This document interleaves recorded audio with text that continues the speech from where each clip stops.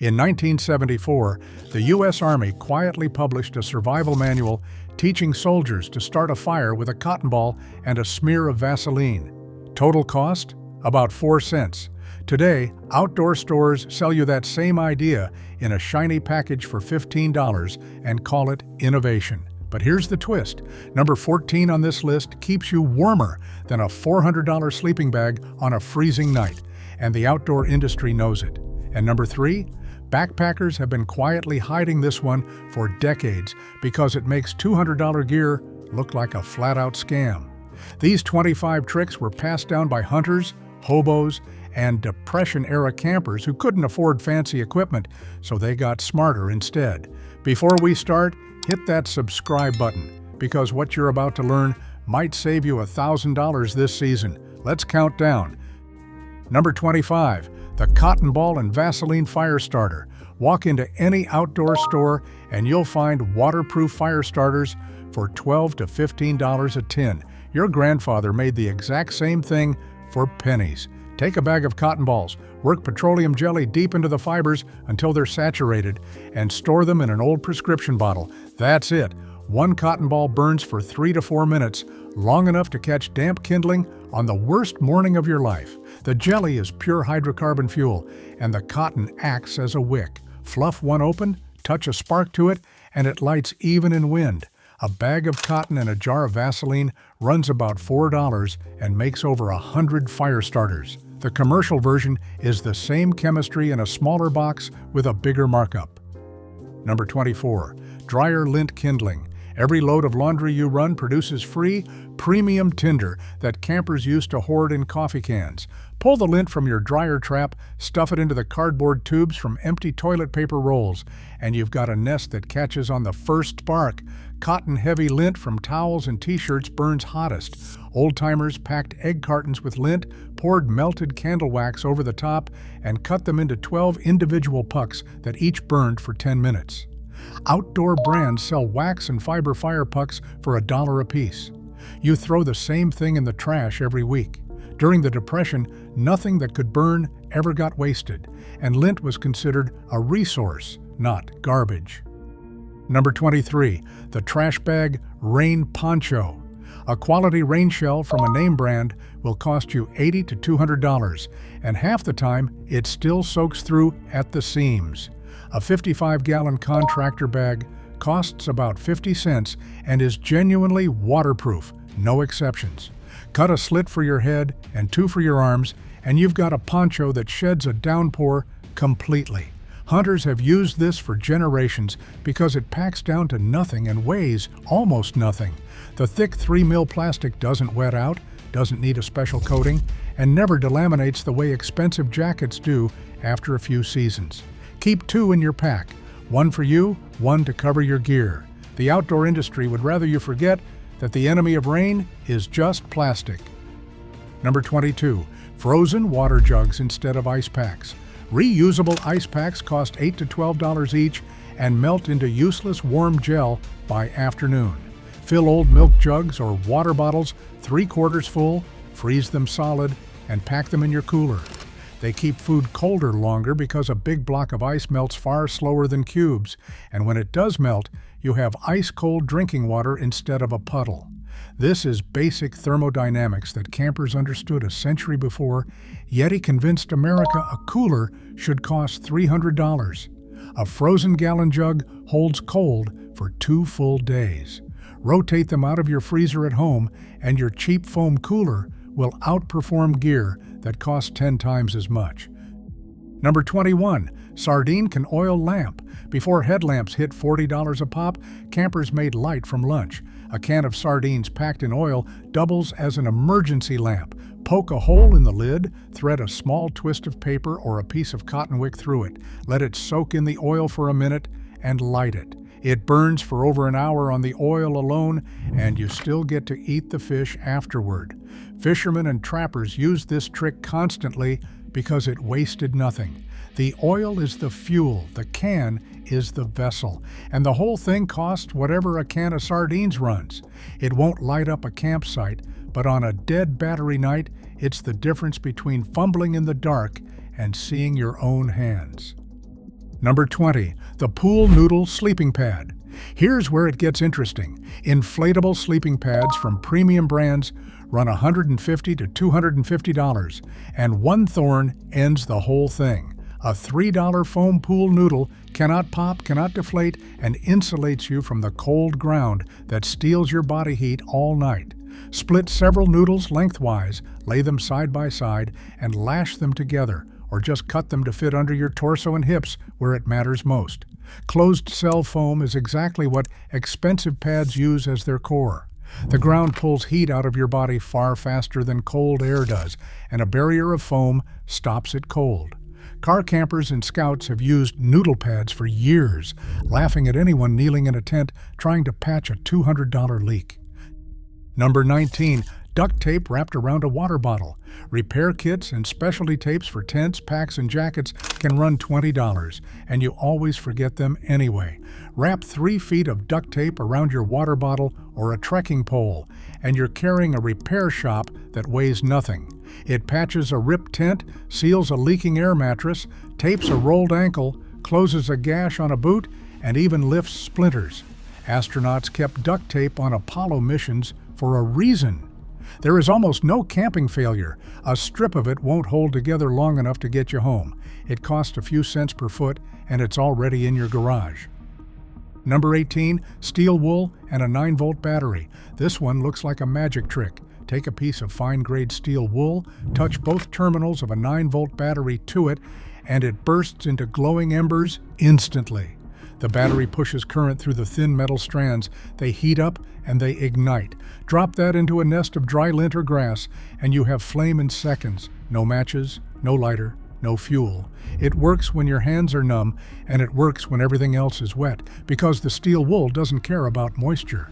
A pad of steel wool costs $1.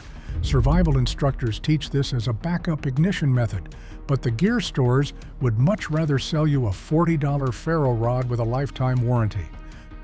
Number 17. Bread bag socks. Cold, wet feet ruin more trips than bad weather ever will, and waterproof socks cost $25 a pair. Slip a plastic bread bag over a dry sock, then put your boot on over it.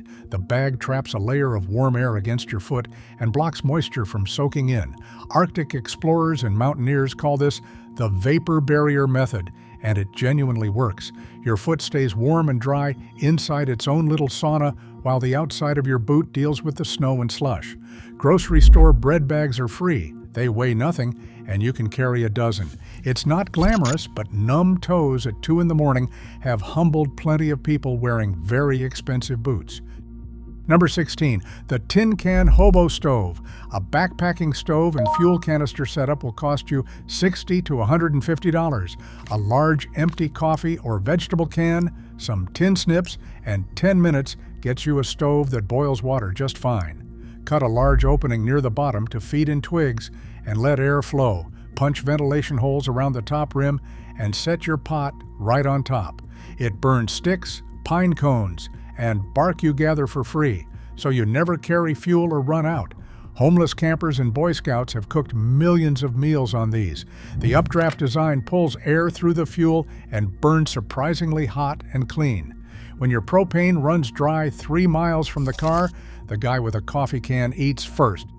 Number 15. Crayons as emergency candles. A single crayon burns for around 30 minutes, and the paper wrapper acts as a built-in wick to get it started.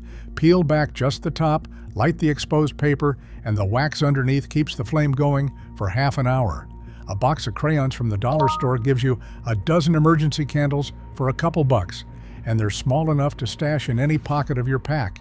Parents have used this camping with kids for decades, and it's saved more than one family stuck without light. It's not bright, but a flame is a flame when the sun's gone and the batteries are dead. Number 14. The emergency Mylar blanket layer. Here's the one that embarrasses the sleeping bag industry.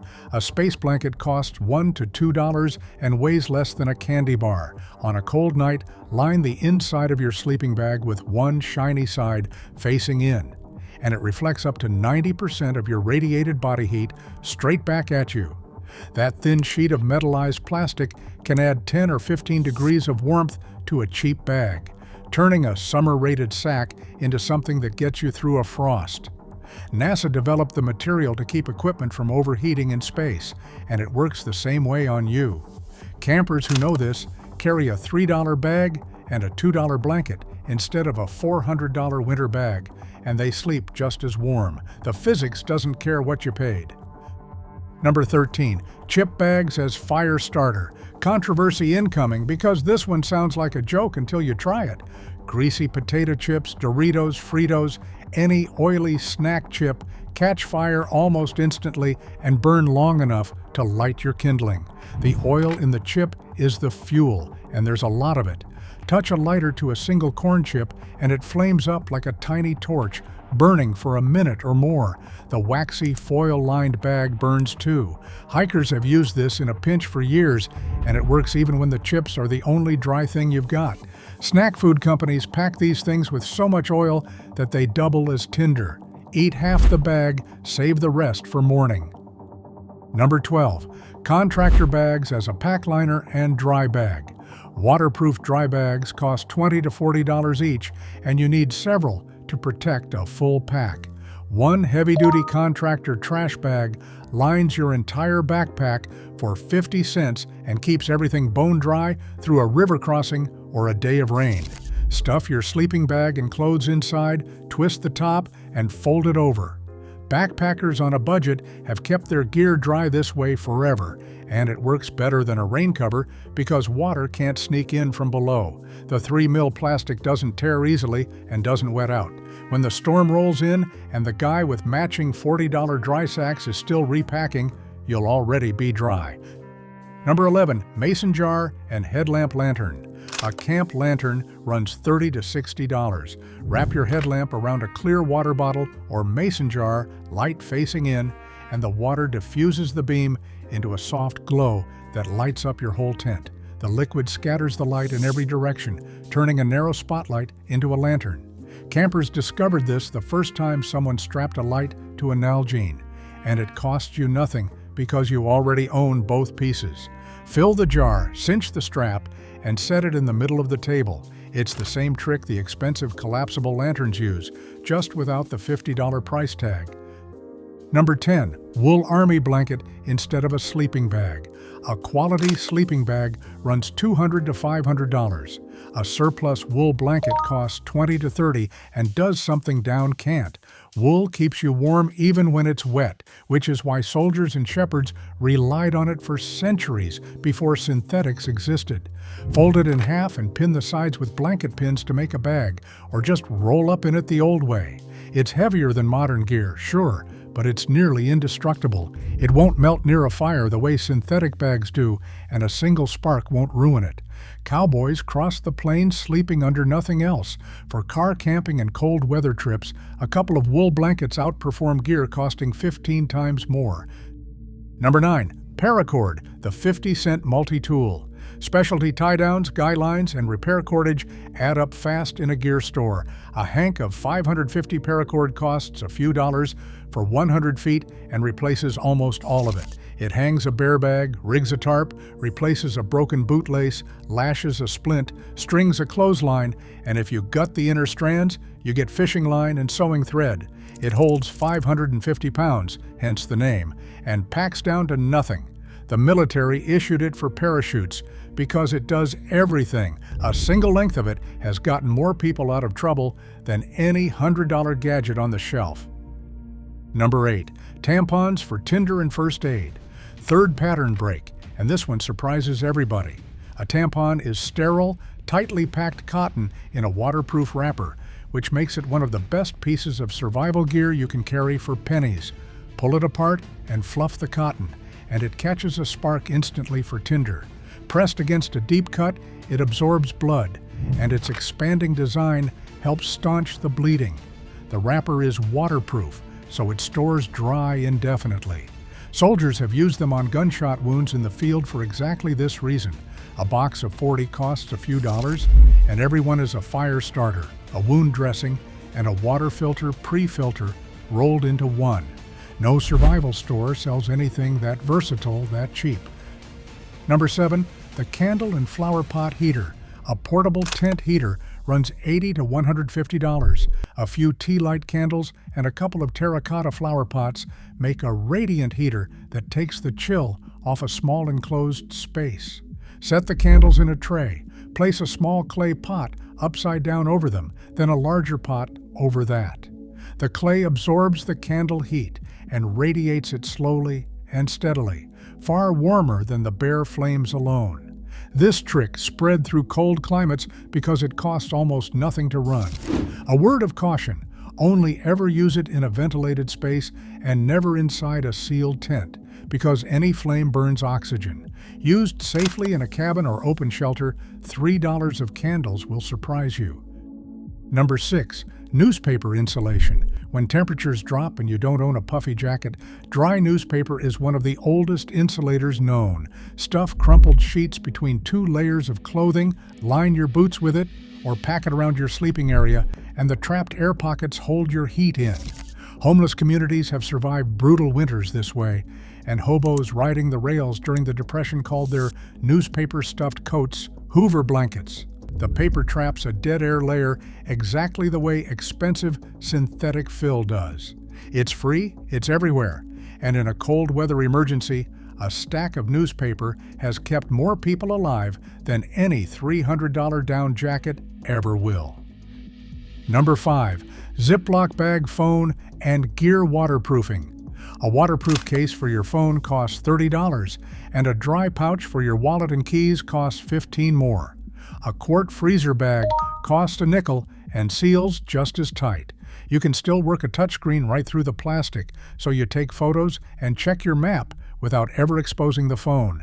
Double bag anything that absolutely can't get wet. Paddlers and river guides have trusted freezer bags for years because a good zip seal genuinely keeps water out. When you drop your phone in a creek and it's sealed in plastic, you'll never pay for a waterproof case again. Number 4. The pill bottle waterproof match safe. Waterproof match containers cost $8 to $10. An empty prescription bottle does the same job for free, and it's already childproof and watertight. Store your matches inside with a strip of the striker glued to the lid. Add a few of those cotton ball fire starters from number 25, and you've got a complete fire kit that survives a river dunking. The bottles are small, tough, and float. Campers have repurposed them for generations to hold matches, pills, small parts, and cash. It's the exact product the gear store sells, except you got yours free from the pharmacy. Number 3. The reflective windshield sunshade. Here's the one backpackers have been quietly hiding because it makes $200 of gear look like a scam. That folding foil sunshade in your car costs about $8 and does the work of a sleeping pad, a heat reflector, and a windbreak all at once. Lay it under your sleeping bag, and the reflective surface bounces your body heat back up instead of letting the ground drink it away. Prop it behind you at a fire, and it throws the heat forward onto you. It's the same metallized insulation as a $50 reflective sleeping pad, just sold in the automotive aisle for a fraction of the price. Through hikers trimming every ounce and dollar have used windshield shades as pads for years. The material is identical, only the label and the markup change. Number 2. Egg carton charcoal starters. Getting a fire or grill going in the backcountry usually means hauling lighter fluid or a chimney starter. A cardboard egg carton solves it for free. Set a briquette or a lump of charcoal in each cup, or fill the cups with dryer lint and wax, and light the carton itself. The cardboard burns slow and steady, catching your fuel evenly while you do nothing. Campers have used egg cartons as all-in-one fire nests for decades because the shape holds everything in place and the cardboard is perfect slow tinder. It costs nothing, it's already in your recycling, and it turns a frustrating 20-minute fight into a one-match fire. And finally, number 1. The tarp shelter. A quality backpacking tent runs $300 to $800, and the sad truth is, you don't need one. A 10 by 12 poly tarp costs $15 to $20, and strung right, shelters you from everything a tent does. Pitch it as a lean-to against the wind, an A-frame over your sleeping area, or a flat roof over a picnic table, all with paracord and a few stakes. Learn 3 or 4 tarp configurations, and you can adapt to any weather, any terrain in minutes. Bushcrafters and ultralight hikers swear by tarps because they're lighter, cheaper, and more versatile than any tent, and there's nothing to break. Soldiers, scouts, and old-school woodsmen slept under tarps and ponchos their whole lives and stayed perfectly dry. The tent industry sells you walls, poles, zippers, and fabric that all eventually fail. A tarp is just shelter, stripped down to what actually keeps the rain off. Master it, and you'll wonder what you ever spent all that money on. So here's my challenge. Try just one of these on your next trip. Just one. The cotton ball fire starters, the mylar blanket in your bag, the windshield shade under you, the tarp instead of the tent. Then come back and tell me if I'm wrong. Tell me if the outdoor industry really earned that $1,000, or if a coffee can and a trash bag do the same job for $3. Drop a comment with the one you're going to test. I want to know if the pool noodle pad gets more love than the sardine can lamp. Because these tricks weren't invented by marketing teams. They came from people who couldn't afford the fancy gear, so they outsmarted it. They knew. Now you know too.